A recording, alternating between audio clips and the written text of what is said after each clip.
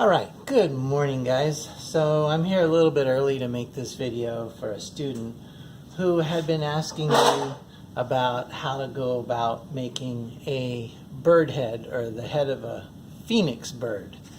So I looked up for some pictures, and I think a phoenix isn't a real bird, so I think what I mainly found were some illustrations and then somebody who took parts of another bird and created this photo. So these are what I'm kind of going by the best I can. So what I did is I went ahead and I made a pinch pot. And if you're trying to make the bird of a head or a duck or a swan or something like that, you want to make your basic pinch pot first. After I got the basic pinch pot, I kind of squeezed it in a little bit to change the shape of it. Then I took my thumbs and I just pushed in, looking at the picture here, where it looked like the eye sockets might be for the bird. So I went ahead and I took my thumbs and I just pushed into the pinch pot while it was nice and moist, and I kind of shaped and molded those eye sockets in there.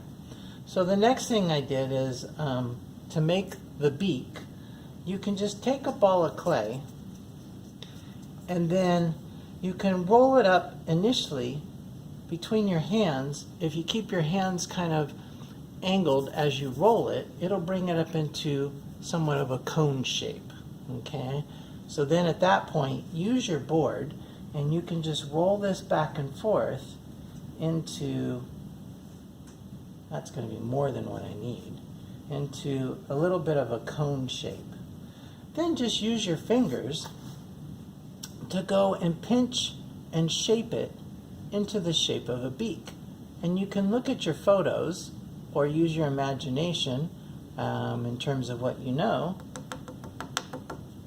to go ahead and pinch and shape it into what looks like maybe the beak of a bird, however big, however small you need it. For the most part, it's kind of a triangle, so once you make that cone shape, you can just pinch in on the edges and start to shape it. So this is the one that I had done yesterday, and it's not too far off from what I have here. So my vision was that I would go ahead and place that about here and have it start to look like the beak or the head of a bird. At this point, it kind of looks more like a penguin because it doesn't have a whole lot of features. But that's another one you could also do the same thing with. So then at this point, I'll go ahead and I will crosshatch this so that I can attach it. And I'll crosshatch this as well. And I'll put plenty of slip in between the two so that we can get a good join there. Just a little bit there. Because I got plenty on here, I don't need so much there. It's going to ooze out. So when you go ahead and put this on, if you give it a little wiggle back and forth, eventually it'll feel real slippery at first, but then it'll start to grab or bite, and that lets you know that you're getting a good join of your two pieces. And then just check it from the front view and make sure that you have it on straight and in the center where you wanted it. And if it's not quite there, it's still soft enough and will move enough that you can go ahead and you can adjust it. So then you can just go ahead and clean up the extra slip.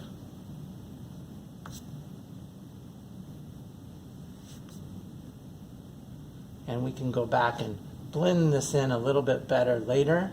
I'm not going to take the time to do it right now, but I'll go back and I'll blend this up into it so it looks like it's all one piece. So that it doesn't look like, oh, somebody just stuck that on there and it looks kind of funny. But I'll go ahead and take my finger and I'll take a sponge and I'll work to blend and smooth that in. Okay? But hopefully that gives you the idea that that's how you can make the head. You can start the eye socket or the areas where the eyes might be, and then you can go ahead and add the beak as well. So the next thing this particular student was asking was about these little feather things at the top. And you could make a real skinny slab and cut those out, but I think probably the best option at this point again is to just take a little piece of clay, put it into a ball shape and roll it so it's just this tiny little cone.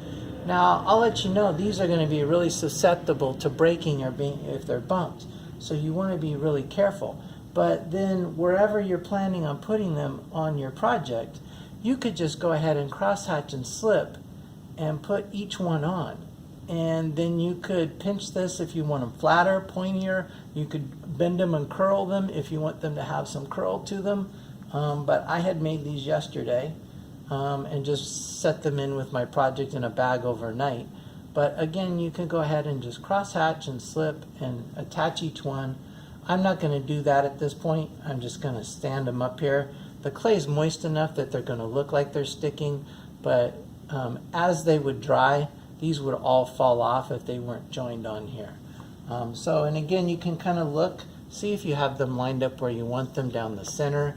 And again, you can twist one to the right, one to the left. You can curl them a little bit, give them a little bit of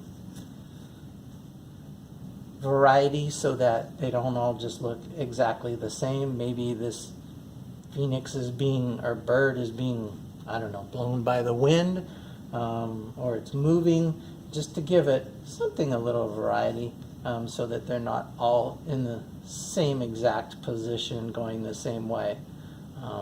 Unless that's the way you want it to be. And you could just continue on down the back side of it, and they could get longer, they could get flatter, they could stay pointy. It just depends on your picture and what you're kind of after. So, and then yesterday I gave an idea, excuse me, on how to do eyes. And you can use caps of pens and markers. At this point, you could maybe just take a tiny little ball, if that works. And in that little eye socket, you could then go ahead and press that in, crosshatch and slip it and press it in, and that could be the eye. Or you could take the cap of a marker and press in there. It's really just up to you and your vision and what you want it to look like. So I hope that helps the student out that was asking me. I hope it helps you guys as well if you have an inclination to do something like the head of a bird or a duck or a swan, or maybe a penguin head. Hopefully that gives you maybe some ideas of how to start it and work with it. You would just go from there. And again, if you have pictures to go by, then it helps you in terms of your details and what to look at. So on the beak of this, it looks like it's a little sharper and pointier. It looks like there's some detail in there. Maybe there's a few little holes like nostrils. You could go ahead and carve into that later, and you could add those things. But yeah, hopefully that gives the person an idea, or any of you the idea, of how you might go about starting the head of your bird animal. All right? Hope you guys have a great day. See you on the next video.